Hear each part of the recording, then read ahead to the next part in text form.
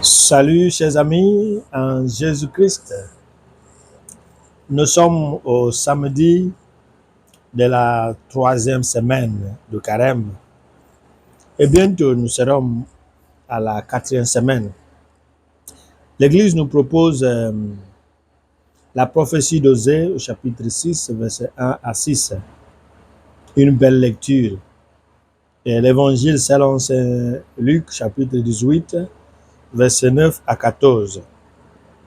Je vais expliquer le chemin de l'Évangile autour de la parabole que Jésus a relatée.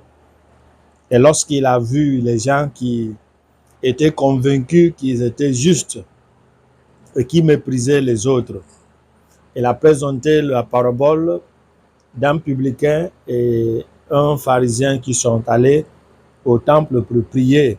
Vous maîtrisez bien la parabole où le pharisien s'est justifié comme étant juste, étant quelqu'un qui jeûne, qui fait de l'aumône, qui paie sa dîme et qui prie bien.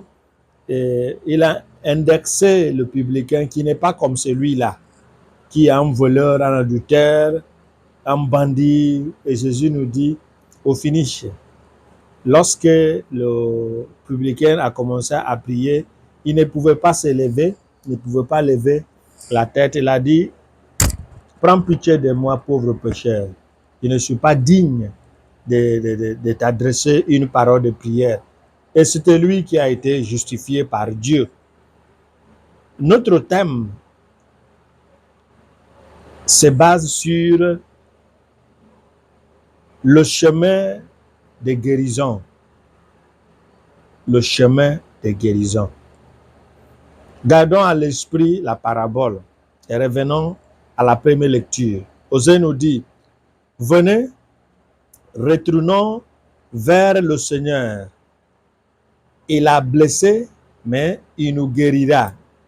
Il a frappé, mais il nous soignera. Après 2 jours, il nous rendra la vie. Il nous relèvera le 3e jour. Alors nous vivrons devant sa face. Il y a 3 jours qui représentent 3 étapes. Ça rejoint ce qu'on a vu hier. Il y avait l'annonce d'Osée.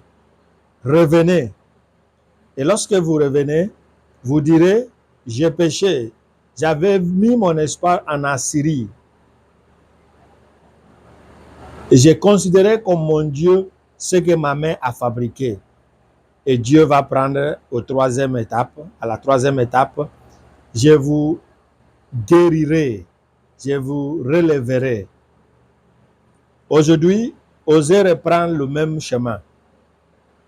Lorsqu'on revient, le 2e chemin, la 2e étape, c'est l'étape de guérison de nos blessures. C'est l'étape de nous soigner de toutes les frappes que Dieu a fait. Et pourquoi il nous a frappés? Vers la fin, il nous dira, c'est parce que nous sommes infidèles. Mais pas complètement infidèles, mais nous avons une fidélité qui est comme la rosée du matin. Et quand vous voyez la rosée, avant 9 h du matin, 9h30, 10h, tout se disparaît. C'est la fidélité que nous exprimons. Le type de fidélité qui ne dure pas. Qu'est-ce qu'il va faire le 3e jour? Lorsqu'on revient, le 1er jour, il nous soigne, il nous guérit. 2e jour, il va nous donner la vie. Et le 3e jour, il nous relève pour que nous puissions apparaître devant sa face. L'invitation vient avec la guérison. 2e jour, le Seigneur nous donne la vie. 3e jour, il nous met debout. Ça veut dire, c'est le Seigneur qui justifie. Mais qui sera justifié? Celui qui vient vers lui en acceptant son appel, tout en sachant qu'il est injuste. Le Seigneur a frappé. On va lire pourquoi. Et continue, efforçons-nous de connaître le Seigneur. Son lever est aussi sûr que l'aurore. Et nous viendrons comme la pluie, l'ondée qui arrose la terre. Que ferai-je de toi, Éphraïm? Que ferai-je de toi, Judas? Maintenant, la raison pour laquelle le Seigneur a frappé vient. Votre fidélité, une brume du matin, une rosée d'aurore qui s'en va. Voilà pourquoi j'ai frappé par mes prophètes. C'est quoi l'aurore des prophètes? C'est pas de parler de l'avenir, non. C'est d'annoncer ainsi par le Seigneur. Revenez à moi. C'est son travail primaire. De nous rappeler ce que la loi a dit. Et si nous refusons d'écouter, il nous frappe. Cette frappe, c'est quoi? La conséquence de notre désobéissance. Il donne la mort par la parole de sa bouche. La parole qui est la vie. Celui qui n'accepte pas cette parole, celui qui rejette la parole, choisit la mort. Comme la parole est la vie, la parole est le chemin, la parole est la vérité. Il dit, mon jugement jaillit comme la lumière. Il nous présente maintenant de quoi il s'agit vraiment. Il a dit que je veux la vérité, non le sacrifice. La connaissance de Dieu plus que les holocaustes. Le publicain connaissait Dieu, qu'il n'y a pas de niveau de sacrifice, de louange, d'auto-justification qui nous rendra juste devant lui. Il s'est retiré. Mais le pharisien qui est censé connaître le Seigneur ne connaît pas comment le Seigneur agit. Il est venu avec quoi? Les holocaustes, les éloges, ce que j'ai fait les aumônes, j'ai jeûné, j'ai prié. Il est venu avec quoi? Le sacrifice. J'offre, j'ai fait.